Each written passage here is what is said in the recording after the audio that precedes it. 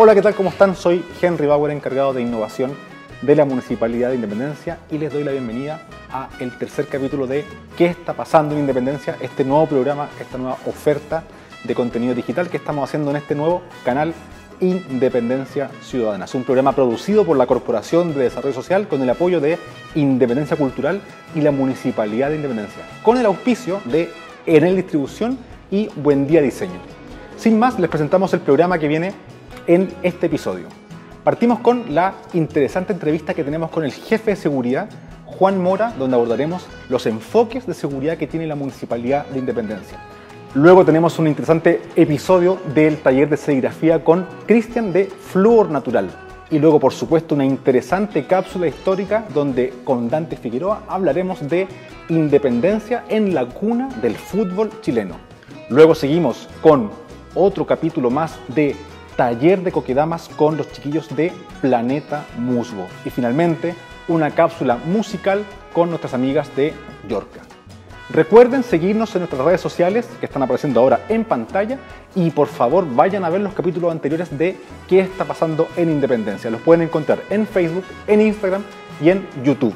Así que sin más preámbulos, partamos con este tercer episodio de ¿Qué está pasando en Independencia? ¡Vamos!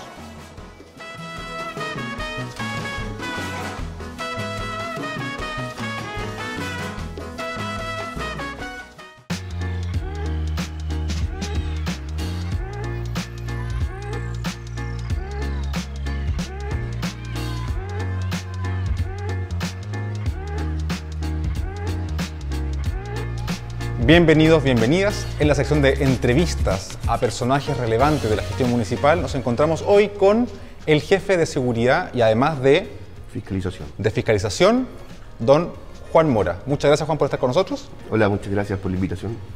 Juan, queremos conocer y queremos obviamente adentrarnos un poco en tu labor, sobre todo en el ámbito de seguridad, que es un tema sumamente relevante para la ciudadanía, sobre todo acá en Independencia. Así que me gustaría primero entender cuál es tu aproximación con la seguridad pública. En principio nunca me imaginé como profesional, soy sociólogo yo, trabajar en este ámbito. De hecho, durante el periodo como de estudiante, la visión que tenía era más bien crítica respecto a los temas de seguridad ciudadana específicamente, que es un tema que se tematiza desde aproximadamente los años 90 en adelante con mayor fuerza. Levantando como configurando como al delincuente como lo conocemos ahora, ¿cierto? Que tiene cierta extracción social, viste de cierta manera, viene de cierto lugar y es a él al que le tenemos temor. Desde esa perspectiva hay una mirada como bien crítica respecto de cómo se fueron instalando estos temas de los 2000 en adelante, sobre todo de los 90 en adelante más bien. Y yo creo que esa distancia crítica también ha servido harto como cuando me fui metiendo de a poco en mi carrera como laboral.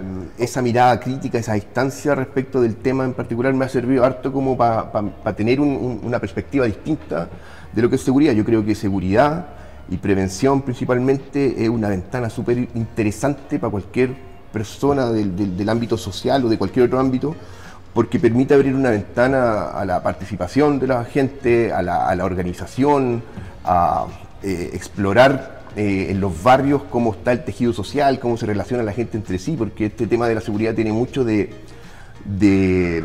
las relaciones de confianza y de colaboración de las personas en un barrio determinado. O sea, según tu tesis, o sea, una tesis digamos que no solamente tuya, ser jefe de seguridad en un municipio no significa ser jefe de una policía.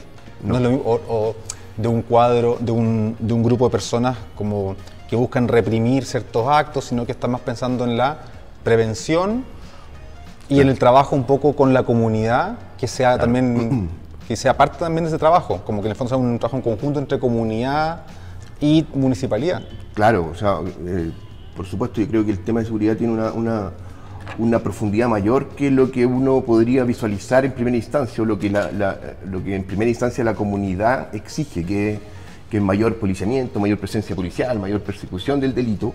Yo creo que uno, si tiene este rol en un gobierno local, lo que tiene que hacer es tratar de abrir la perspectiva de los vecinos respecto de que no existe ningún caso en la práctica donde los temas de delincuencia o de inseguridad, de temor, más particularmente, se hayan resuelto solo con policía. Al contrario, o sea, tenemos evidencia de sobra, aunque no se expone mucho, pero el gasto en policía en 20 años, si uno lo mira, es permanente, incluso va creciendo cada año, y eso no se condice, no tiene una correlación con la disminución de la criminalidad. Al contrario, entonces es como que insistir en que esa es una perspectiva adecuada no es óptimo, no permite establecer políticas locales con cierta profundidad, coherentes y contundentes con respecto a lo que ocurre en el plano local. O sea, sintéticamente no existe una experiencia donde copando de policía se haya reducido la criminalidad. Eso no es así. Claro, tampoco hay evidencia de lo contrario, como de que quitándolos se resuelva algo. Claro, no, yo no digo que quitándolos, pero digo que esto... Que no es la única forma. Claro, no es la única forma, que los fenómenos de temor y de delincuencia son multivariables, pues tienen un contexto súper amplio, por lo tanto, si bien es cierto, uno no puede renunciar al control delictual, a la presencia institucional en las calles, que eso es un poco lo que nosotros hacemos, ¿cierto? Cubrir el territorio con presencia municipal. Eso es lo que se hace con los móviles. No puede existir una propuesta que tenga solo eso. A eso voy. O sea, eso es innegable. O sea, yo creo que cada día es más necesario que la institucionalidad, sobre todo el gobierno local, esté presente en todos los rincones del territorio.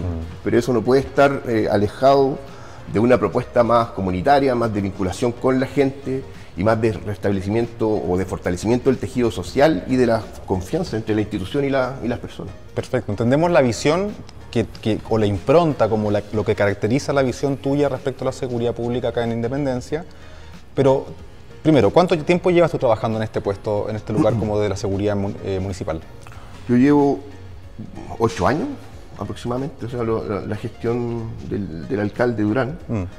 Yo llegué meses después de que llegó el alcalde, llegué como apoyo técnico.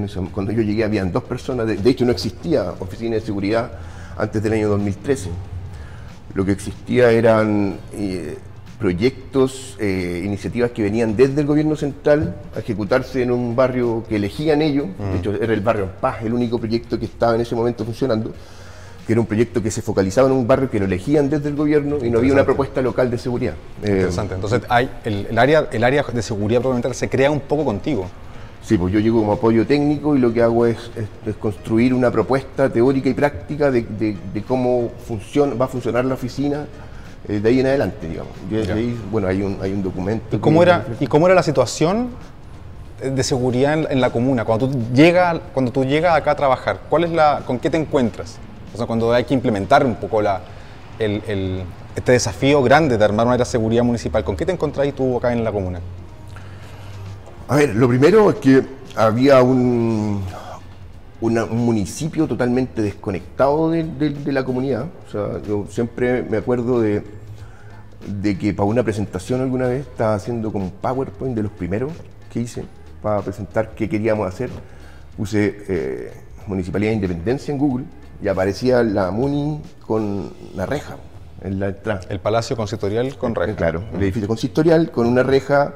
Y me acuerdo que como yo también vivo acá, nací acá, me acuerdo que muchas veces pasaba en la mañana y había una fila detrás de esa reja de ciudadanos o de vecinos tratando de entrar al municipio para ir a hacer el trámite que corresponde. Eso en el fondo opera como metáfora, digamos, de cómo operaba el municipio. Era un municipio enclaustrado, con poco diálogo con la comunidad, con poca posibilidad de promover participación, organización, que para nosotros es un tema esencial en cómo se trabaja la seguridad.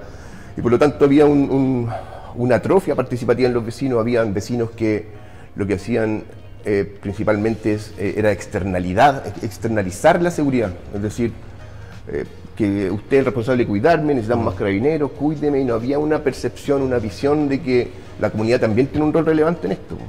Y que esto se hace trabajando en conjunto. Entonces yo diría que, frente a tu pregunta, lo primero que se me ofrece como en la memoria es esa relación del municipio súper alejado del territorio, encapsulado en un edificio, sin ningún tipo de despliegue que nos permitiera saber dónde aprieta el zapato o cuáles son las cosas que la comunidad siente más respecto a la seguridad. ¿Y cómo enfrentaron eso?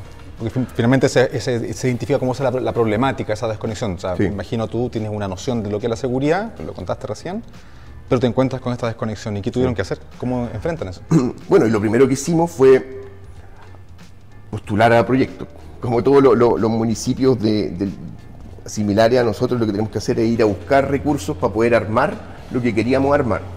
Me acuerdo que, claro, lo primero que nos salta a la vista era el tema de interculturalidad, convivencia, y ahí postulamos un proyecto del 6% de interculturalidad. Cerramos calles, hicimos conversatorio, empezamos como a sacar el municipio de la calle.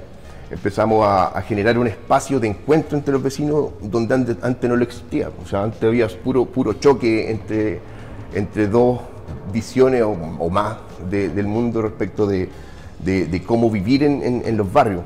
Y lo otro que hicimos fue también postular a un fondo para hacer un diagnóstico participativo, que se llamó el Diálogos Comunitarios, que lo hemos hecho 2 veces. Y lo que hicimos ahí fue recorrer la comuna completa con la metodología de cartografía social.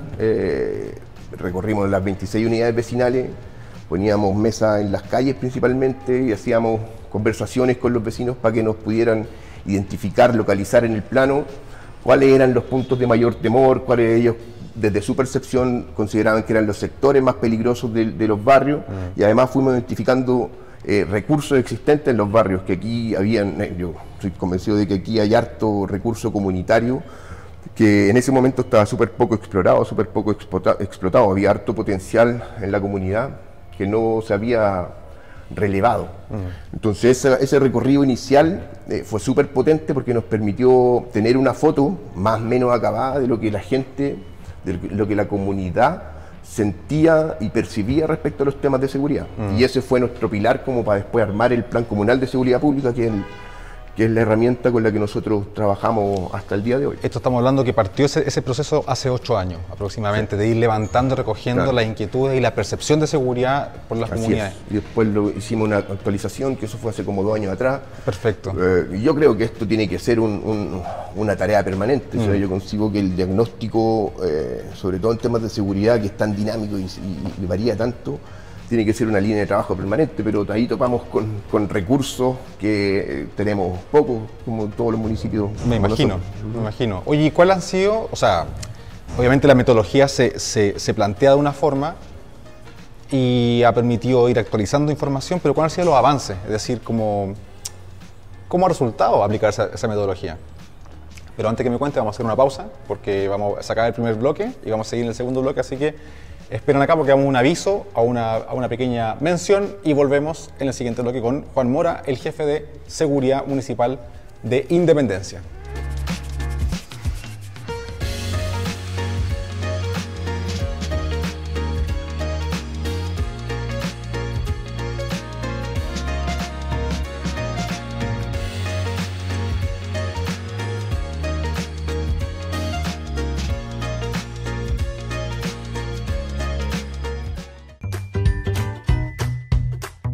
¿Cuánto es el gasto promedio en pesos de los artefactos que más utilizamos en nuestras casas? Por ejemplo, un refrigerador con un consumo promedio de 30 kWh tiene un costo aproximado de 3.600 pesos mensuales. La iluminación con un consumo de 9,6 kWh genera un costo mensual cercano a los 1.152 pesos. Un consumo de 24,5 kWh al mes en televisión implica un costo promedio de 2.940 pesos. Te invitamos a conocer los costos por consumo de energía eléctrica de los siguientes electrodomésticos de uso común. ¿Te has preguntado cómo puedo ahorrar dinero sin dejar de usar mis artefactos eléctricos? La respuesta es siendo eficiente. La eficiencia energética nos ayuda a reducir el consumo de energía sin disminuir la calidad de vida de las personas, protegiendo el medio ambiente, asegurando el abastecimiento y fomentando un comportamiento sostenible en su uso. Para hacerlo es necesario adoptar hábitos y prácticas que contribuyan a mejorar la eficiencia energética en nuestros hogares. Te invitamos a conocer consejos para tener conductas de consumo más eficientes.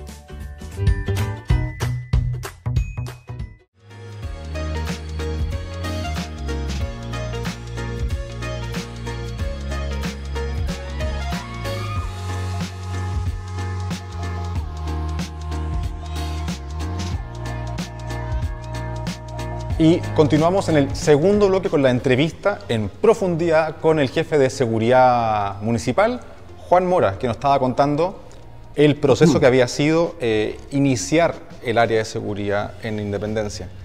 Juan, a partir de los cambios que ustedes implementaron, metodologías participativas para recoger información en torno a la percepción de seguridad, tratar de entregarle también a la comunidad cierto empoderamiento para que se hagan parte del proceso de seguridad pública. ¿Cuál ha sido el desarrollo de eso y cuáles han sido los logros? ¿Cómo ha avanzado y qué otros problemas nuevos aparecen? Después de lo que podríamos llamar como la instalación o la puesta en marcha, teníamos harto insumos como para poder, además tuvimos la suerte de coincidir con una política a nivel central que yo identifico como un cambio de paradigma respecto de cómo el Estado venía trabajando el tema de seguridad, que es el Plan Comunal de Seguridad Pública. Anteriormente, en el gobierno de Bachelet se implementó. Anteriormente a eso, los municipios teníamos que competir con proyectos por obtener recursos para hacer prevención en los barrios, y venían proyectos relativamente formateados desde la subsecretaría. Lo que hace el plan comunal es confiar en los gobiernos locales y entregar asignaciones directas, primero para hacer un diagnóstico, que en el caso nuestro ya lo teníamos con el diálogos comunitarios que habíamos desarrollado, y asignar recursos para que desde ese diagnóstico nosotros definiéramos cuál era la herramienta adecuada para abordar los temas. Nosotros, las prioridades que establecimos en el primer diagnóstico era justamente la carencia de organización y de participación de la comunidad como para asumir un rol relevante en materia de percepción de inseguridad, como en relación a cómo, y ahí hay un foco importante que empezamos a tener en relación a cómo la confluencia de las personas en el espacio público, la acción en el espacio público podría generar iniciativas que permitieran mayor cohesión social, mayor participación y mayor apropiación de la comunidad en el espacio público. Entonces ahí tuvimos la suerte de que tuvimos esos recursos, formuláramos proyectos que fueron bien potentes para trabajar, para nosotros los que estábamos en la oficina en ese momento como profesionales, que era el Recupera Independencia, por ejemplo, que era un proyecto participativo, de recuperación participativa de espacios públicos, que yo creo que también es radicalmente distinto cómo se trabajaba la recuperación de espacios públicos antes, que era, no sé, tú postulabas una plaza de 50 millones, 60 millones de pesos, ibas a hacer un cierto simulacro de participación con la comunidad y le decía, y aquí está la plaza, aquí va y la gente te podía decir, no, es que el escaño mejor pongámoslo aquí, ya pongámoslo aquí. Y después eso se iba a la subsecretaría, llegaba una empresa que se ganaba la licitación, cerraba la plaza completamente durante 5 meses, después la abrían y tenían una plaza nueva que la gente no sentía como propia. Entonces, sí. Interesante, y me quiero detener en ese punto porque, claro, la teoría dice, bueno, si las personas son partícipes de la creación o la mejora del espacio público, eso hace que haya una relación de pertenencia y también genera como ganas de cuidar y ganas de ser partícipes de la seguridad y todo lo demás. Pero es muy importante después cómo se ejecuta. Sí. Porque claro, si tú tienes una obra de mejoramiento que tiene 6 meses la plaza cercada y el diseño fue hecho por una empresa externa, que puede ser siempre una empresa interna, pero una empresa que no hizo un proceso de codiseño, por ejemplo, puede generar el efecto todo contrario. Sí. ¿Y eso tú lo has visto ocurrir eso? Sí, y uno lo ve cotidianamente con proyectos que financiados por la subsecretaría, que eran proyectos más grandes, pero que, no sé, para la semana ya estaba todo con TAC, los bancos, como, no sé, medio vandalizado.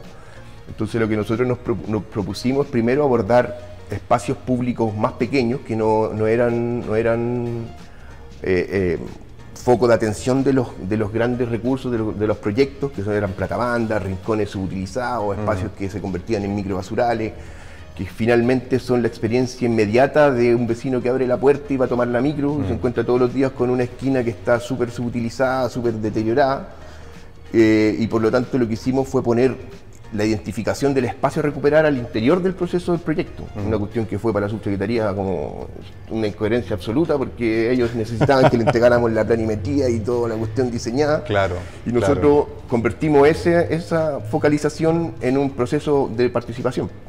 Y que además le sumamos que la idea era que los vecinos eligieran el lugar, lo diseñaran, con acompañamiento del municipio, ¿cierto? De hecho, tú participaste en algún taller del Recupera Independencia.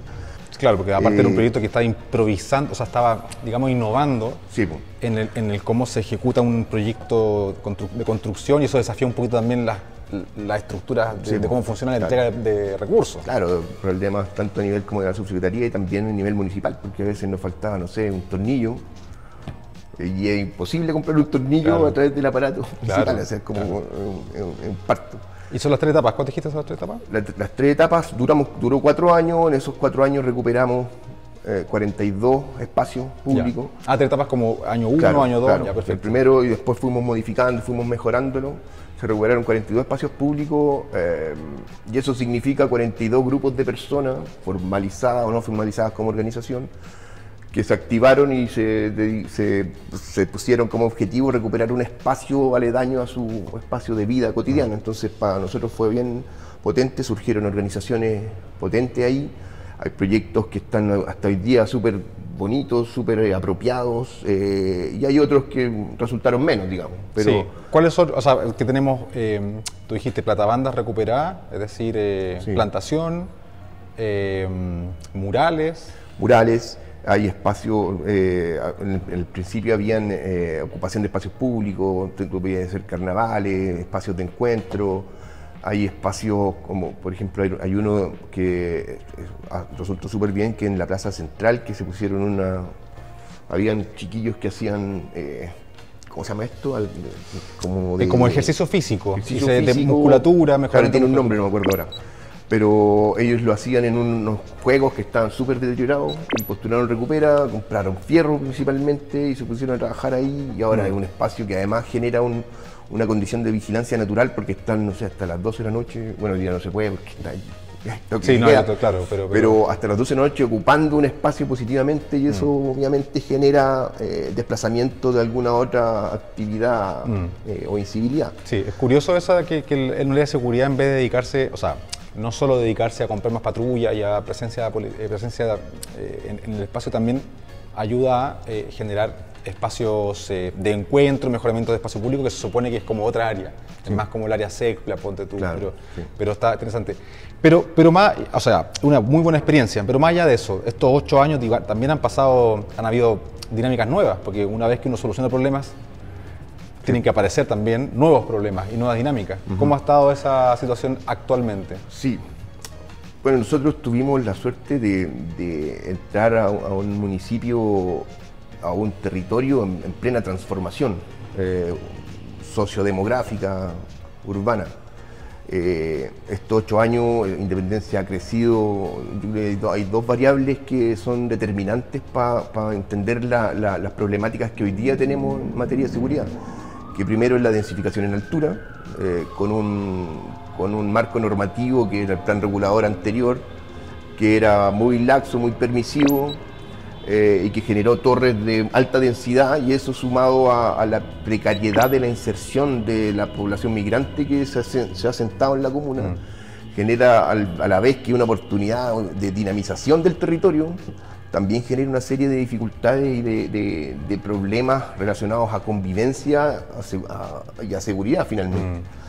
Hoy día una de las prioridades del Plan Comunal de Seguridad Pública es la situación o los contextos que se generan en los barrios más tradicionales, con la inserción de torres de alta densidad y la confluencia ahí de vecinos migrantes, que nosotros tenemos en algunos sectores departamentos que son 100% arriendo, que es una figura comercial que genera una corrosión como de las relaciones sociales, porque son comunidades que tienen poca pertenencia, poca necesidad de vincularse con su entorno o de querer su entorno, porque hay mucha movilidad. Y eso obviamente una torre en un sector súper tradicional, en un barrio súper consolidado con cierta historia también. Claro, y con gente que se conoce entre sí, genera obviamente situaciones de problemas de convivencia y también algunos delitos, por la saturación del espacio, por ejemplo, con estacionamientos que hay súper poco, con incivilidades como venta de alimentos irregulares, con generación de aglomeraciones, genera una dinámica, un contexto donde hay muchas variables que inciden que que afecta negativamente la sensación de seguridad. La gente siente que hay falta de fiscalización, falta de control. Y nosotros tenemos una tarea que hemos tratado de explorar harto, herramientas para poder abordarla, y que de hecho ahora tenemos funcionando un piloto que trata de abordar esa problemática en particular. Qué interesante que el tema de seguridad tiene que ser abordado necesariamente por áreas tan relevantes como el plan regulador comunal, que rige, no sé, la altura o cosas como el tipo de edificio, si es solo de arriendo o mezcla venta con arriendo.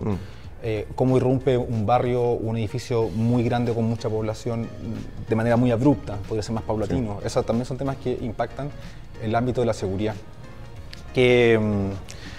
¿Cómo, desde tu perspectiva, porque ahora hay que pensar también en el futuro, hay que pensar cómo se proyecta ahora pasamos de una independencia que carecía de programas de seguridad o de una vinculación del municipio con las personas en términos de seguridad, luego a experiencias de recopilar información, de enterarse de lo que la gente piensa, lo que la gente siente, y luego implementar estrategias de presencia de personas mejorando el espacio público, y eso terminó siendo un aporte en la cohesión de las comunidades, y uno lo puede ver. Y bueno, ahora hay nuevas comunidades, nuevas dificultades, hay mezclas, dinámicas difíciles también de abordar. Y te quería preguntar cuáles son los desafíos del área de seguridad, de independencia, de aquí al futuro, en base a lo que hemos conversado. Bueno, yo creo que un desafío permanente es cómo profundizar, fortalecer la capacidad de trabajo en el ámbito de la coproducción de seguridad, o sea, de trabajo con la vinculación directa y de articulación de la institución, de la municipalidad con los vecinos. O sea, desde ahí iniciativas que siempre tratamos o sea, el Recupera Independencia fue súper potente, el Ruta Segura, son cosas que nos han ido dejando cierta impronta, que nos dicen que por aquí deberíamos ir también trabajando, principalmente para generar mayores niveles de confianza, mayores niveles de cohesión y de disminución de temor a través de esas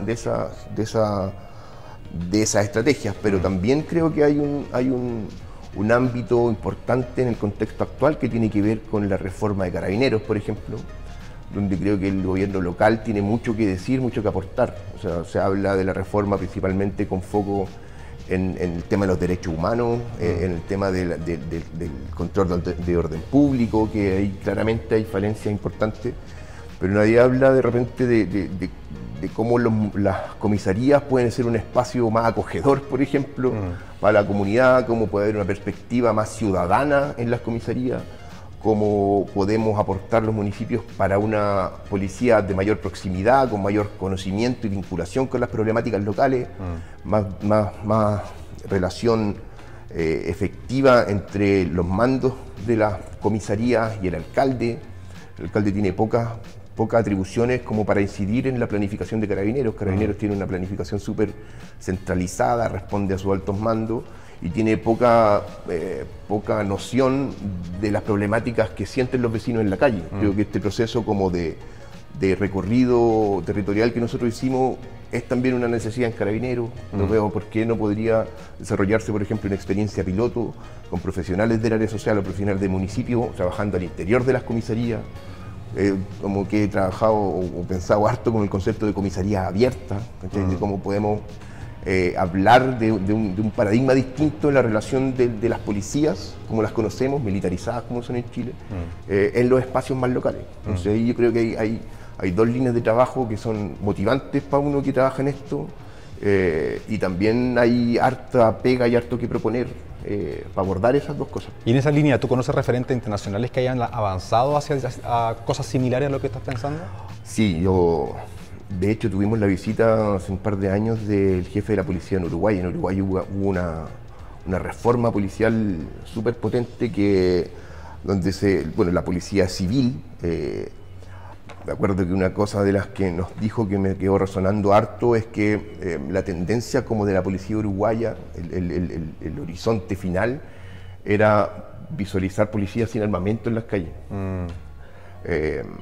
Suena utópico. Suena utópico, pero es un horizonte que uno puede, es como poner los dos polos. Pues nosotros tenemos carabineros comunitarios, que nosotros trabajamos harto con ellos, tienen una voluntad increíble, pero que finalmente pueden entrar a un colegio con un arma, son carabineros comunitarios. Entonces no hemos visto de repente con carabineros en una sala de clase y con un niño viendo.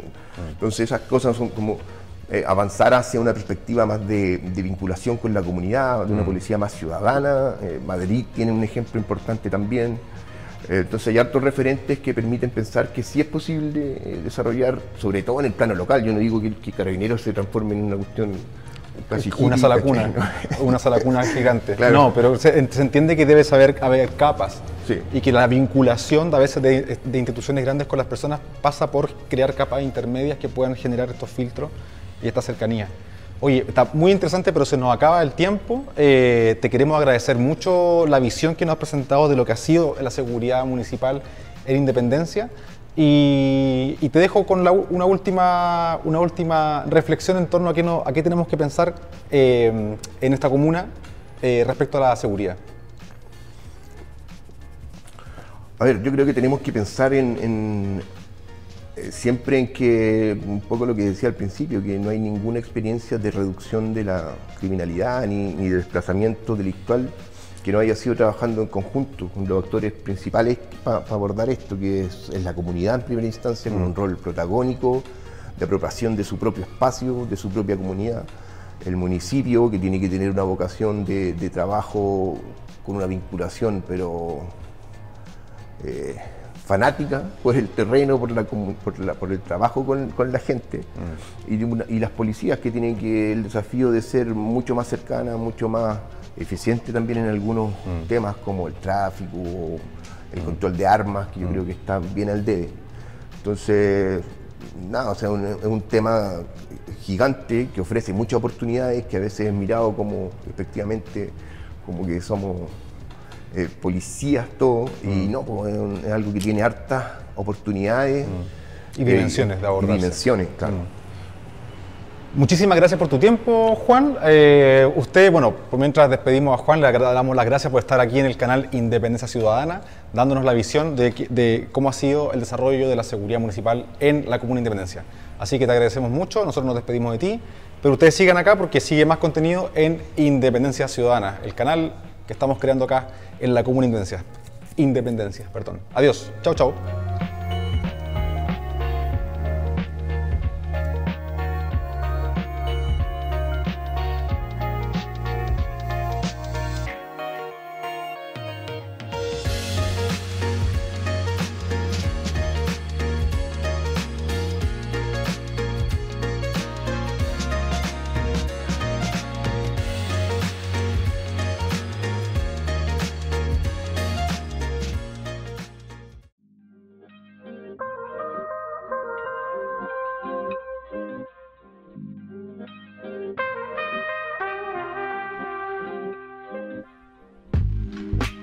Hola, hola, seguimos transmitiendo en directo desde el Laboratorio Ciudadano La Paz 482 en nuestro canal Independencia Ciudadana. Vamos a continuar con la serie que tenemos de oficios, conociendo en vivo y en directo los oficios que trabajan acá en La Paz 482, y continuamos ahora con el segundo capítulo con Cristian Yáñez de Flúor Natural. Así que bienvenido, Cristian, por favor, pasa adelante, un aplauso para Cristian. Esperamos que estamos muy ansiosos porque la vez pasada habíamos hablado de un poco quién eran ustedes. Claro. Y que nos iban a empezar a enseñar. Sí, correcto. Si mal no recuerdo, desde lo más básico. Íbamos a empezar a aprender serigrafía, porque la gracia de la serigrafía es que la puedes hacer tú mismo, sí, o tú misma. Con elementos que están en la casa. Mira. Así que es súper fácil. O sea, práctico. O sea, pero a ver, fácil no es. O sea, una sí, vez que básicamente es fácil. Ah, ya, es algo sencillo de realizar. Sí, ok, perfecto, ya. Vamos primero a conocer un poco los elementos principales de la serigrafía, y así que nos muestra todo ahí veo como un yogurt, veo un jarabe, no. Veo... pero básicamente lo que vamos a mostrar primero va a ser el soporte. Vamos a prender la cámara de allá, está encendida, vamos a prenderla. Vamos a tener... Perfecto, ahí vamos a poder mirar esto. Ahí estamos con Este es un bastidor. Esto va a ser nuestro soporte. Aquí vamos a dibujar. Aquí se va... ¿Esto va a ser el resultado final o esto es una parte del proceso? No, esto es una parte. Ya. Una parte del proceso. Yo me acuerdo que el marco, sí. ¿ya? Y después está la parte de la pintura. Este ¿ya? es un marco de madera, para que lo vamos a mostrar más grande acá. Este es un marco de madera que tiene acá una tela. Una seda. Claro, me acuerdo que en el capítulo anterior hablamos de que serigrafía significa literalmente dibujar sobre seda. Claro, correcto. Y este sería como ese equivalente a la seda, pero esto claro. no es seda. Pero es de nylon. Es nylon. Claro. ¿Y qué tiene y en qué se parece la seda? Que tiene el mismo tramado. ¿Ya? Están tejidos de la misma forma. Perfecto. Entonces, en el fondo, es una malla muy fina. Sí, si nosotros la podríamos ver con... Mira, yo estoy intuyendo cosas, ¿sí? Sí, nosotros sería un entramado de hilos tejidos. Ok. ¿Sabes? Eso es para que, así como adelantando un poco el tema, esto es para que traspase la pintura lo justo y necesario. Correcto. Perfecto. Eso Ya. es. Este es el primer elemento que vamos a ocupar para tener nuestro kit. Nosotros podemos tener un kit después para regalar o para sortear. Vamos a tener que vamos a sortear un kit de serigrafía. Sí, un kit fabuloso con todos los elementos, los implementos. Primero tenemos este bastidor con la malla, que es donde vamos a hacer el diseño para después imprimir. Sí. Perfecto. ¿Qué más tenemos allá? Vamos mostrando un poco, vamos todos los elementos. Pigmentos. Perfecto. Y una base. ¿Qué es una base? Esta base es como el vehículo donde nosotros vamos a pigmentar, ¿ya? Es como estos dos elementos forman la pintura. La pintura. Uno es como la pintura, como el que tiene esto es transparente. Ya, perfecto. Entonces no tiene color. Claro, eso es como el material. Claro. Y el otro le da color. El otro le da color. Un pigmento. Sí, perfecto. Correcto. Entonces podemos tener un poco de esto en varios vasitos o potes. Y podemos también tener varios pigmentos y así poder darle color a muchas porciones. Esto es lo que yo decía, el yogur. Porque claro, parece un yogur. Parece un yogur. Si lo comparamos, es muy parecido a un yogur. Esto es lo que llama la pintura, pero es incolora y se le va dando color con estos pigmentos que se va aprovechando. Es bien concentrado, me imagino. Sí, esto. Concentradísimo. Entonces esto es ¿este también es pigmento? Barato. Sí, también es pigmento. Acá tenemos un pigmento azul y un pigmento anaranjado. O amarillo. Sí. Esto es amarillo medio, dice acá. Yo lo veo anaranjado porque quizás tengo un problema yo. ¿Qué más tenemos? ¿Qué otros elementos componen la serigrafía? Un squeegee se llama, o una racleta. ¿Qué es? Ya. Y a ver, muéstralo ahí. Vamos a correr esto acá. Esto de aquí. Ahí está, ya. ¿Qué es esto y para qué sirve? Este es un mango con una goma que nos va a ayudar a pasar la tinta sobre el diseño y hacer la copia. Es así, ¿no? Sí, sobre el papel o la tela. Esto lo que hace en el fondo es aplastar la pintura contra el soporte, contra el bastidor, para que la pintura atraviese la malla. Sí. Ya, ahí está. Pero si no tenemos esto, podemos ocupar un trocito de acrílico, una regla, una tarjeta. Perfecto. ¿Ya? Cualquier elemento que sea recto. Claro, y que permita ir aplastando de manera como esforzando la tinta para que pase a través de la malla. Perfecto, ya. ¿Qué otro elemento más tenemos para hacer serigrafía? Y después nuestro papel autoadhesivo, donde nosotros podemos dibujar y después podemos recortar nuestro stencil.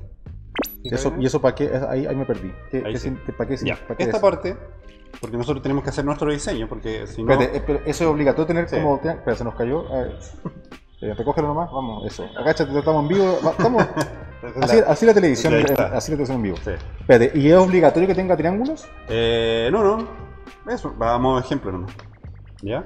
Si nosotros ponemos la tinta aquí encima, lo que vamos a lograr es que sea una plasta de tinta, nomás no va a tener diseño. Esto lo que hace en el fondo es seleccionar qué tinta es la que queda en el impresa y qué tinta es la que no va a quedar impresa. Claro, correcto. Ya. Eso es lo que se llama un stencil común y corriente. Sí. Pero este stencil lo vamos a ocupar para el proceso de la serigrafía. Sí. Ya. ¿Y qué hacemos?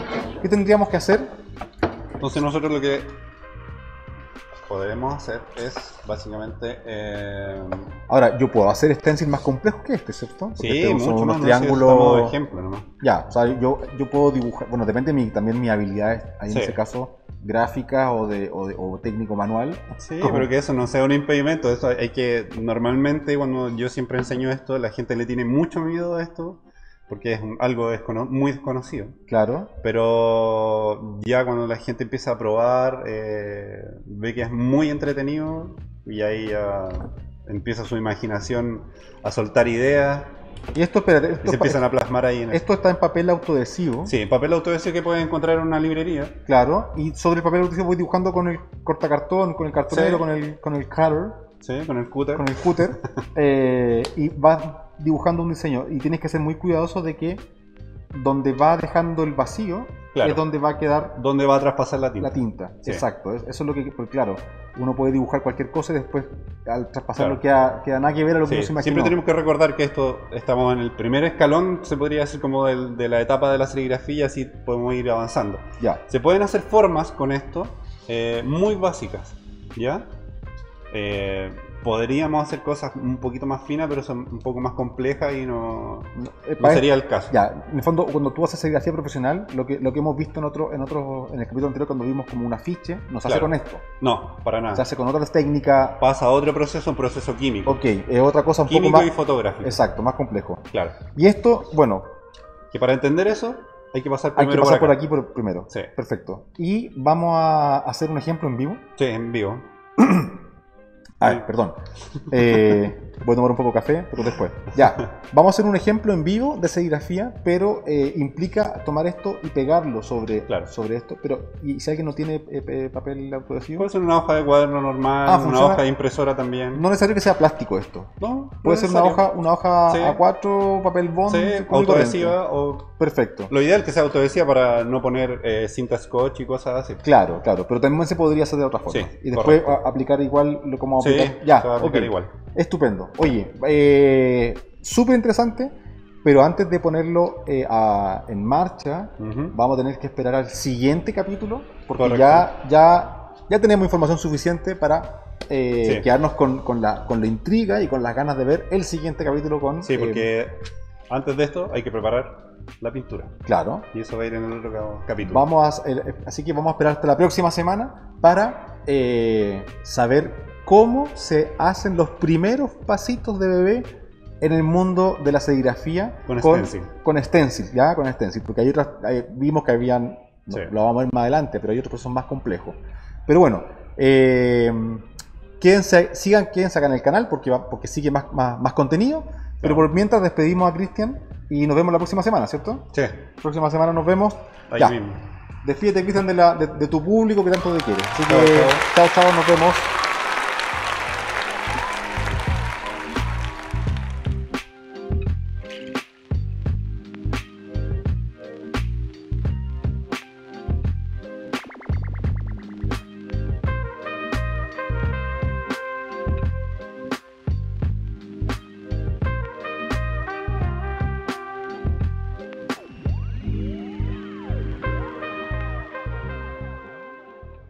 Cambio climático. Ya estamos acostumbrados a escuchar ese concepto, tanto en las redes sociales como en los medios de comunicación.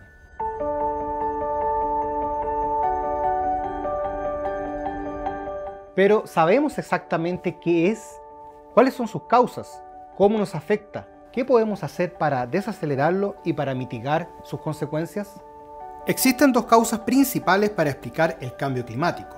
Las causas naturales, como los gases de los ciclos propios de la Tierra, y los gases de efecto invernadero antropogénico como consecuencia de la acción del hombre. La temperatura de la Tierra ha variado de forma natural a lo largo del tiempo, pero este fenómeno ocurría en periodos de cientos de miles e incluso millones de años. Lo que estamos enfrentando hoy es una preocupante aceleración de ese cambio y va en directa relación con la época de la industrialización, es decir, aproximadamente los últimos 150 años. ¿Por qué está aumentando tan rápido la temperatura de la Tierra? Producto de los gases de efecto invernadero presentes en la atmósfera, principalmente de origen antropogénico. Nuestra atmósfera está compuesta por diversos gases, los cuales retienen parte del calor que rebota en la superficie terrestre y permiten que exista una temperatura adecuada para la vida. Los gases de efecto invernadero emitidos por la actividad humana hacen que la atmósfera retenga más calor del necesario, provocando un aumento en la temperatura del planeta. ¿Qué actividades humanas producen una mayor cantidad de gases de efecto invernadero? Generación de electricidad por combustión, calefacción por combustión, agricultura, ganadería y otros usos de suelo, transporte, industrialización, edificación, entre otros. ¿Cuáles son las principales consecuencias del aumento de la temperatura de la Tierra?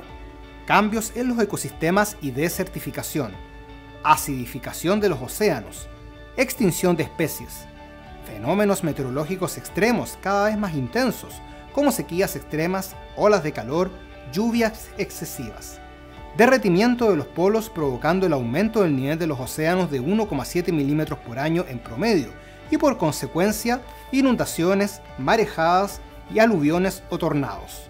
El cambio climático nos afecta a todos, por eso cada acción que podamos realizar es muy importante para mitigar sus efectos.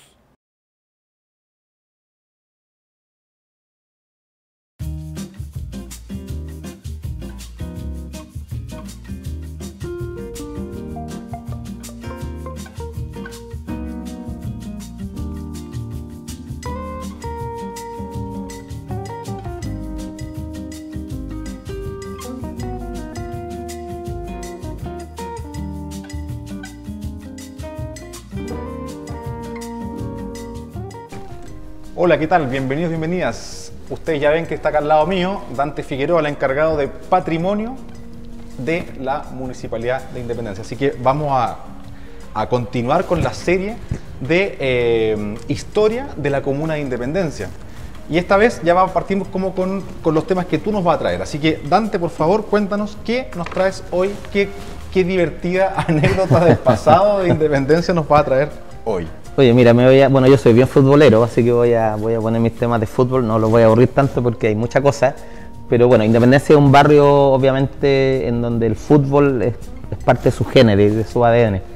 Y bueno, y en este librito que hace poquito tuve la posibilidad de lanzar acá en la comuna, que se llama Barrio Independencia, en la cuna del fútbol chileno. Yo también lo tengo acá. Que hicimos el lanzamiento en diciembre, un trabajo fondar, ¿cierto? Que tuve la posibilidad de llevar al papel, sistematizar varias cosas que están ahí. Bueno, obviamente no es un trabajo final, quiero dejarlo súper en claro, porque siempre el vecino dice, te faltó el dato tanto, claro. No, claro. Falta mucho. Y tratamos de compilar algunos elementos que estaban en el inconsciente y también parte de nuestra investigación. Y uno de los aspectos interesantes tiene que ver con los estadios que estuvieron acá, canchas y estadios, que está un poco sistematizado en el libro. Y de cómo el sector norte de la ciudad de Santiago, desde, me atrevería a decir, la primera década del siglo pasado, ¿cierto? 1910, 1911, empieza a recoger el interés por la práctica del fútbol en los sectores populares. Y cómo en el sector de Independencia se van a digamos, establecer muchas canchas, se van a fundar. Hablan de estadios, pero en realidad son canchas. Pero el fútbol alguna vez no fue, o sea, imagino, pero ese paso fue fue alguna vez un deporte como más de élite. Claro, pues sin duda cuando parte desde Valparaíso, desde el puerto, ¿cierto? Lo traen los ingleses, en eso no hay nada de discusión, pero en algún momento se va chilenizando. Y la chilenización de este deporte, que se masifica muy rápidamente por un par de cosas muy lógicas, que era muy barato y que solamente necesitaba un par de piedras y una pelota, hasta trapo armada y armada una pichanga, se empieza de alguna manera a masificar en las distintas ciudades del país, en donde obviamente Santiago va a tomar, digamos, el papel preponderante junto con Valparaíso, y que se empieza a practicar en Santiago al principio, bueno, en lugares de espacios públicos, pues el antiguo Parque Cauciño, en la Quinta Normal, por ejemplo, y lo ven muy mal, digamos, cuando lo prohíben incluso, porque sí, lo prohíben, porque, o sea, imagínate qué podía entender la gente que salía a pasear que 22 tipos estuvieran detrás de un balón corriendo como locos transpirados. De hecho lo veían muy feo eso, porque los deportes antes eran, el tenis era mucho más no, el atletismo, bueno, el box se practicaba en otro lugar, y 22 tipos corriendo, además que me los imagino sin mucha estrategia, como un partido como una pichanga de barrio, o un partido de cabros chicos de 10 años corriendo todos tras de la pelota, y se veía muy feo. Y en algún momento hubo decreto alcaldicio, ordenanzas que prohibieron la práctica de fútbol en esos lugares. Entonces, obviamente, como fue masificando, se hubo que buscar nuevas canchas, y el sector norte, por la plusvalía seguramente, también por la pericentralidad. O sea, claro, estábamos hacia el norte, pero tampoco estaba tan lejos, o sea, no era tan lejos como uno pensaba. Y empezaron a articularse muchas canchas acá en el sector norte. Bueno, algunas muy importantes, que es de la que voy a hablar ahora, que tiene un poco una historia asociada, que después, digamos, un club se instala ahí, en General Saavedra con Guanaco. Habían otras más, pero en General Saavedra con Guanaco se instala la cancha del Barcelona, la cancha Independencia. De hecho, le ponen a varias como cancha Independencia, yo me di cuenta, pero la que a los 20, la cancha Independencia, la cancha del Barcelona, lo que eran terrenos ahí en Guanaco con... ¿Estás hablando del Barcelona como alguna relación con el Barcelona? Con la imprenta de Barcelona, y de hecho era por españoles. Mi abuelo jugó ahí, tengo una foto que la voy a mostrar en ese momento, en donde mi abuelo jugó en el Club Barcelona, de hecho con Barcelona, se llama Barcelona. Y después mi abuelo jugó, digamos, en la Unión Deportiva Española, que fue después la Unión Española. Perfecto. Y se llamaba la cancha de Barcelona. De hecho, pudimos buscarlo ahí en registro de los mapas del año 22-23, que aparece la cancha de Barcelona, justamente ubicada en ese lugar. Esto aparece en el libro, ese mapita. Sí, aparece en el libro, de hecho en algún momento lo podemos compartir. Sí, claro. Y aparece la cancha del Barcelona, y también en esta cancha, que también la denominan Independencia antes, se jugaron lo que se llamaba los Intercity. En 1910, 12, 13, 14 habían la gran expresión futbolística a nivel nacional, por decirlo de alguna manera, pues estaba bien centralizado, era Valparaíso con Santiago, Valparaíso con Coquimbo, Santiago contra Coquimbo, Santiago contra Concepción, entonces jugaba Intercity, se armaban selecciones de las ciudades. Y hubo varios Intercity, de hecho se llama la Copa Escudo Martínez, porque un comerciante santiaguino donó un escudo que lo había comprado, que estaba evaluado en una cantidad de libras esterlinas, y quien ganara varios partidos se iba a ser acreedor de este escudo Martínez. Te voy a interrumpir porque algo que llama la atención, que en Europa se mantiene mucho eso, que los clubes representan una ciudad. Y acá en Chile se ha perdido un poco eso. Los equipos ya, bueno, obviamente las sociedades anónimas, pero incluso antes de eso, ya los clubes eran más con un símbolo o universitario o con alguna otra institución que no está relacionada con ciudades. Pero interesante que juegue Concepción contra Valparaíso. Hoy día no existe un equipo que se llame Valparaíso, o en la liga, digamos. No, porque está como globalizado todo y se ha diversificado. Claro, hoy día, por ejemplo, no hay un Santiago, hay muchos clubes, y algunos sí siguieron, por ejemplo, Santiago Morning tomó el concepto Santiago, o antes un Santiago National. Usted un tipo que estuvo Barnechea. Claro. En primera, yo no soy muy futbolero, pero le puse a seguir en Facebook a Barnechea, solo porque representaba una zona de la ciudad, por el tema territorial que me... Claro, no hubo, por ejemplo, una Independencia Fútbol Club, pero sí hubo una cancha Independencia, por ejemplo, porque se hablaba del barrio Independencia. Entonces, en este sector, que es el mismo que hoy día está General Saavedra con Guanaco, se instala esta cancha, y después el año 26 se edifica el Estadio Italiano, que es el estadio de la colectividad del Auda Italiano. Perfecto.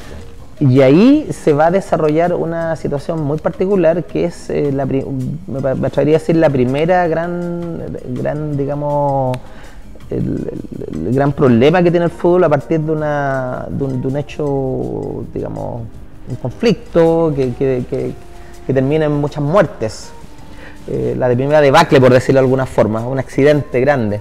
La historia, bueno, no hay un libro, no conozco un libro de fútbol que diga en el fondo los debacles o los espectáculos que han pasado en esa naturaleza, pero el año 32 llegan empatados en puntaje el Auda Italiano con el Colo-Colo. El Colo-Colo, imagínate, tenía como 3-4 años de vida, ya se notaba como bastante popular, pero no era en ese momento el club más popular. Y el Auda, que era más antiguo que el Colo-Colo, tenía, digamos, bastante fortaleza, ganaba harto, ¿cachai? O sea, de hecho, bueno, en aquel momento se habían enfrentado en 10 ocasiones, había ganado 8 veces el Auda, 2 veces el Colo-Colo, y por una casualidad del torneo llega el último partido y los dos llegan empatados en puntaje. Entonces se da una especie de final en ese último partido, que además el año 32 es el último partido de la era amateur, porque el año 33 se inicia el profesionalismo como organización, digamos. Y están jugando en el Estadio Italiano y está ganando, bueno, se supone que era un estadio que tenía capacidad para 5.000, 6.000 personas, tenía muy pocos años de vida, y aparentemente, según las crónicas, habrían ingresado 7.000, 8.000, 9.000, y iba ganando Colo-Colo 0, y se produce el descuento en el primer tiempo de los locales, en este caso el Auda, y se cae el estadio. Se cae una gradería entera, se pone un desplome. O sea, de hecho las crónicas dicen de que se produce el gol del Auda, el descuento en este caso, y se siente como un estruendo, como un terremoto. La gente piensa incluso que está como temblando, y no, pues se viene abajo una estructura, digamos, de concreto sólida, se viene hacia abajo, Y imagínate, un accidente, pero de proporciones mayores. ¿Eso qué año dijiste que fue? El año 32. Año 32, último partido del fútbol amateur Sí. de Chile, Sí. marcado con una tragedia que Sí. está documentada, me Sí, imagino. sí, súper documentada, súper documentada. ¿Y cuánta gente murió, me imagino? En ese... Mira, siempre algunos registros que yo he encontrado dicen que murieron 3 personas. Yo nunca he visto eso en la prensa, pero repito lo que un poco se dice, 3 personas, pero lo menos la prensa habla de más de 100 heridos que van a parar al Hospital San Vicente de Paul, que era lo que había antes del Hospital José Joaquín Aguirre, o el Clínico La Chile. Y de hecho reclaman, por ejemplo, porque Carabineros no llega, que la comisaría que está ahí es la misma que está ahora, en Hipódromo con Guanaco, como que había poca asistencia, como que la asistencia pública no llegó, ¿no? Una debacle terrible, y que además deja vacante ese título, porque al final me parece que le entregan el título los dos, le entregan la copa, pero nunca más se terminó de jugar ese partido. Ahí terminó. Quedó un partido inconcluso. Inconcluso, con un triunfo parcial de Colo-Colo 2-1 y con esta tragedia que además yo no he podido, no le pude seguir la pista porque no sé en qué momento en realidad se dice, ¿por qué se produce esto?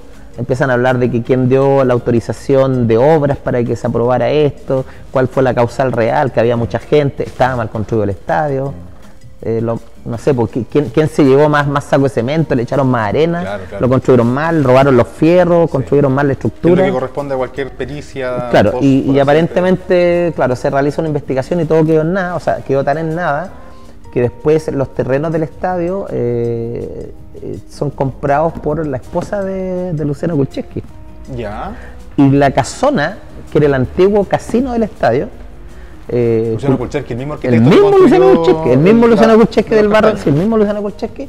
Y Luciano Kulczewski lo que realiza ahí es una transformación en viviendas sociales, 12 microunidades de viviendas sociales, una casona que hoy día está ahí, que le decimos la casona del Estadio Italiano, o la casona del Estadio Italiano, lo llamamos nosotros, que está justamente en la esquina de General Saavedra con Guanaco. Y ahí viven 12 familias. Y sigue ahí la casa. Y eso es lo que quedó. Y de hecho, después el hijo de Kulczewski, que también fue arquitecto, varias de las casas de ahí vienen con las firmas de Kulczewski. De hecho, hubo una acusación en contra de Kulczewski cuando trabajaba en puestos gubernamentales, porque él habría estado a cargo de la población que viene a la Vueltecita en la calle Pintor Sicarelli, y que nunca habría, la gente salió a reclamar y el Diario Ilustrado tomaba esta digamos, protesta de la gente que aparece en titulares, protestan en contra porque Luciano Kulczewski le había prometido a esta población que justamente era la de zapateros y llevaban 7, 8 años en una edificación, habían traído, no sé, material de Alemania, le habían robado a los sanitarios. Y bueno, y Kulczewski ya está en el sur y dice que no, que en realidad eso ya no, que él cuando trabajaba ahí, que entonces, todas estas cosas que pasan con las obras públicas. Sí, claro. Pero estuvo la familia Kulczewski, pues, Lucía Yanqués se llamaba la esposa de Luciano Kulczewski, está asociado a los terrenos que después construyen lo que hoy día es la población La Rosa. Mira, oye, o sea, pasamos de una... Primera anécdota que me contáis de historia acá en este programa, y es trágica. Partimos con algo trágico, pero bueno, después el lugar desemboca en una población que existe hasta el día de hoy, de un famoso arquitecto chileno-polaco como es Luciano Kulczewski. Muchas gracias Gracias a ti. por esta cápsula, así que nos despedimos de Dante por ahora y lo esperamos en el próximo capítulo conociendo la historia de Independencia. Así que nos vemos. Sigan ustedes conectados porque viene más contenido. Chao, chao.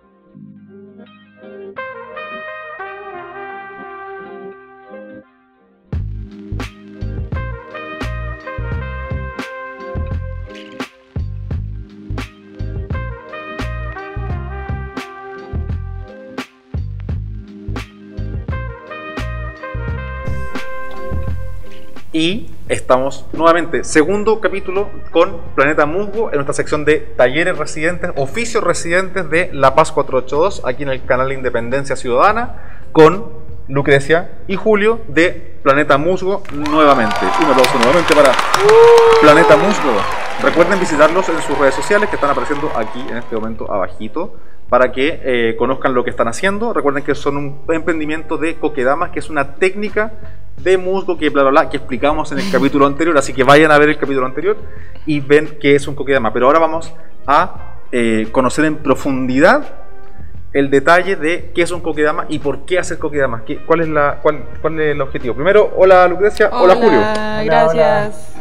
Oye, cuéntenos sobre su producto principal de Planeta Musgo, que es el kokedama, esta técnica japonesa de envolver y proteger las raíces de las plantas en tierra, evidentemente en sustrato, como dice bien nuestro agrónomo Julio, y luego envuelto en musgo. Por favor, primero, para que todos vean, aquí tenemos un ejemplo de kokedama. Este es una bola de musgo que envuelve la tierra y el sustrato de esta planta que tenemos acá. Es una rosita. Esta es una rosa. General, es difícil ver kokedamas de rosa. ¿Qué plantas se pueden poner en kokedama? Mira, nosotros hemos probado muchos tipos de plantas, suculentas, hierbas medicinales, otras como más ornamentales, arbustos, hemos hecho helechos también, incluso algunos nativos como el canelo, como un quillay también. En general buscamos plantas pequeñas o si no hacemos unas plantas grandes pero con bolas gigantes, que requiere más esfuerzo. Pero en general se pueden poner la mayoría de las plantas. Hay algunas que por ahí se nos resisten un poco más, que todavía no las logramos dominar, pero... ¿Como cuáles? Como una que se llama Nueva Guinea, esa es imposible mantenerla. ¿Y por qué? ¿Tú sabes por qué? No sé, se pudre, es más sensible a sus raíces. Todo depende como de la sensibilidad de las raíces. Bueno, porque dentro del kokedama están las raíces de la planta, que en el fondo serían como una especie como de macetero ecológico, macetero natural. Aquí tenemos vamos a hacer un zoom. Mira, nosotros tenemos un esfuerzo de producción, tenemos un kokedama diseccionado, para que puedan conocer por dentro. Gíralo un poco para que vean, para que vean primero la parte exterior, que este es el kokedama normal, ¿cierto? Claro. Y nosotros hicimos esta disección para... Corte transversal de kokedama. Claro, para que puedan ver el interior, que son las raíces. ¿Dónde está el musgo ahí? Claro, mira, acá te voy a explicar en detalle. En el centro están las raíces donde crecieron. Muéstralo a la cámara ahí para que... Eso, ahí. Al centro están las raíces, ¿ya? Claro, en toda esta parte fue donde la planta creció originalmente. Después se van expandiendo y el recubrimiento que le dimos con una mezcla de sustrato que nosotros tenemos como Probaya, que funciona con la mayoría de las plantas, fue creciendo y expandiéndose. La gracia es que las raíces van formando un círculo. Igual como un macetero rectangular o cónico, cuando uno saca la planta que tiene la forma del macetero, lo mismo pasaría en el kokedama. Claro, la raíz adopta un poco el tamaño del contenedor porque en el fondo se expande hasta donde puede. Claro. Y el musgo va por fuera. El musgo es solamente la capa exterior. Claro. Al interior hay lo que llamas tú sustrato. ¿Qué es un sustrato? Claro, los sustratos son lo que comúnmente la gente le llama tierra. Claro, tierra es el planeta. Convengamos que tierra es el planeta. Claro, y suelo es lo que pisamos. Entonces, el sustrato es lo que el hombre ha extraído como... La humanidad. O la humanidad. Por favor. Artificialmente para poder hacer sus plantas. Entonces el sustrato es donde las raíces se mantienen, básicamente. Que es el suelo fértil. El sustrato es como podríamos decir que es suelo fértil. Está compuesto... En general, no necesariamente el sustrato es un sustrato fértil. Pues hay sustratos inertes también que no tienen nutrientes. Ya, perfecto. La gracia es que sean inertes. Pero es lo que las personas pueden llamar la tierra, donde básicamente la raíz se desenvuelve y se desarrolla. Eso es lo que está, bueno, básicamente, claro, como tú decías ahora, es un macetero, y ese macetero contiene la planta. ¿Qué planta es esta? Esta es una menta, una menta negra que le llaman. Y esta crece muy rápido.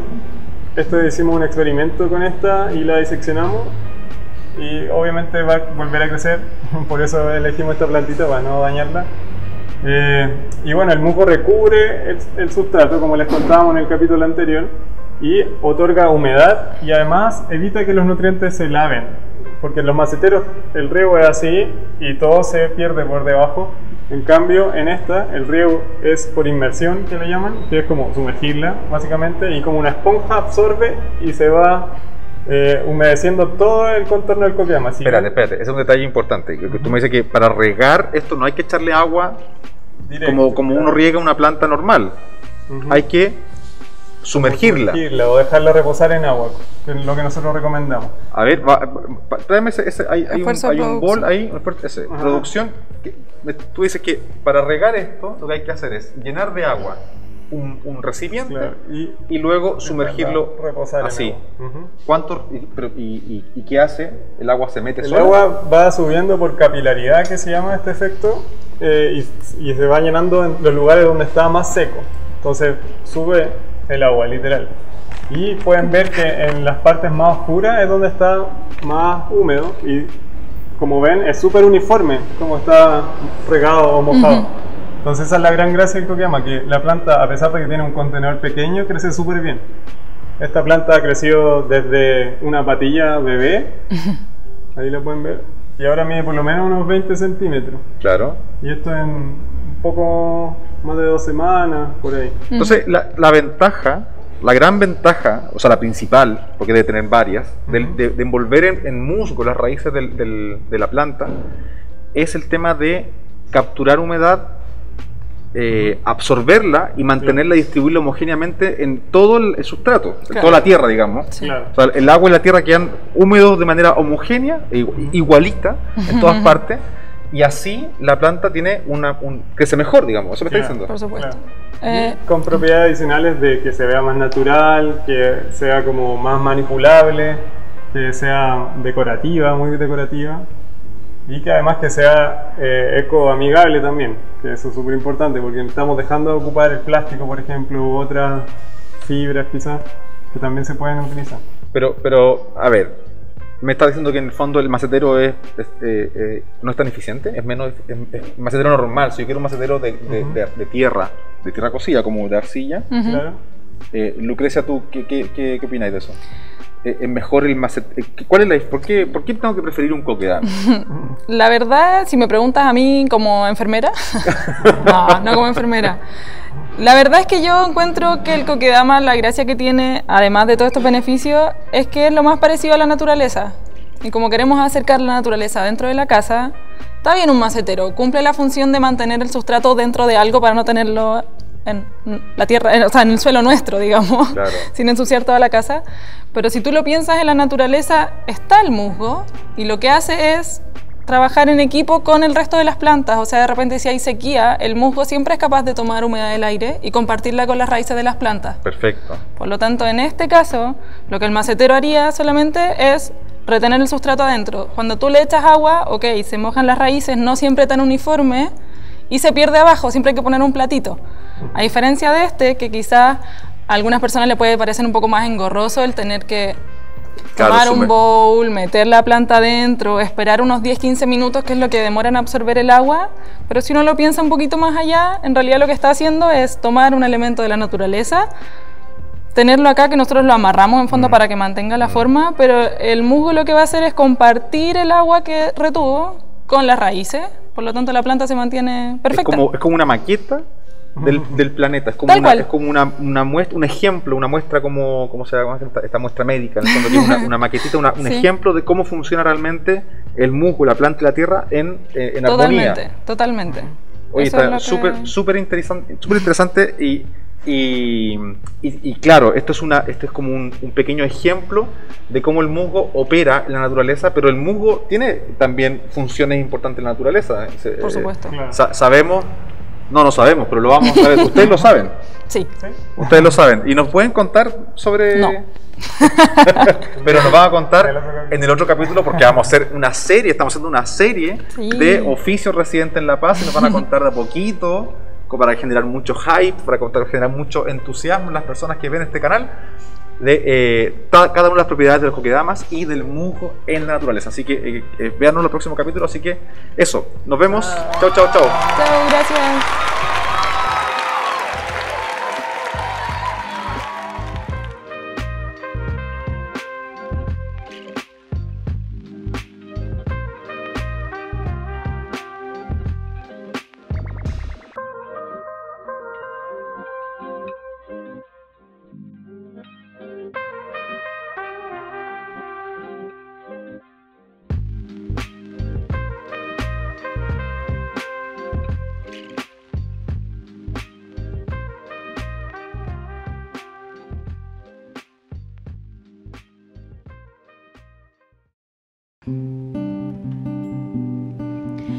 En medio de la pandemia nos venía a visitar un pajarito todas las tardes, un pajarito particular, un colibrí. Y nos vino a mostrar un par de heridas que pareciera ser que todavía no logramos sanar y que vienen con la repetición constante de nuestro actuar. Esta es una canción de pandemia y esperamos que les guste mucho. Me gustaría ser un pájaro, tener 2 alas y volar, de flor en flor comiendo rápido, cambiando siempre de lugar. Me gustaría ser un pájaro, mirar abajo la ciudad, buscando un poco de algo mágico, un néctar de felicidad. Oh, repetir, repetir, repitiéndome en el vuelo de un colibrí. Me gustaría ser un pájaro, sentirme frágil de verdad.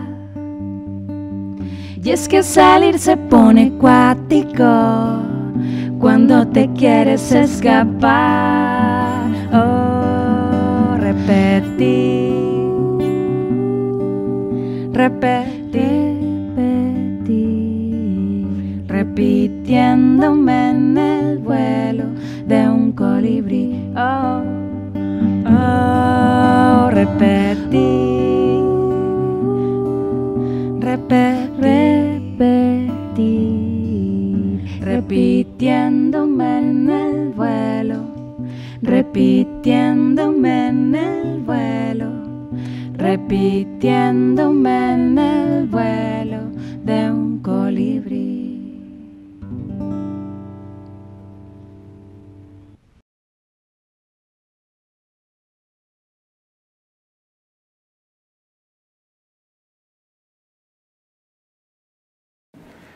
Y esto ha sido todo por hoy. Espero que hayan disfrutado, espero que hayan aprendido algo nuevo. Les recordamos, por favor, revisar nuestros capítulos anteriores, ingresar a nuestras redes sociales que están apareciendo en pantalla, en Instagram, en Facebook y en YouTube, compartir nuestros capítulos, comentarlos, ponerle like, etcétera. Todo lo que se puede hacer en una red social. Y le enviamos nuestro agradecimiento a Enel Distribución y Buen Día Diseño, quienes auspician este programa. Así que eso, nos vemos en el próximo capítulo de ¿Qué está pasando en Independencia?, el programa del canal Independencia Ciudadana. Chao, adiós.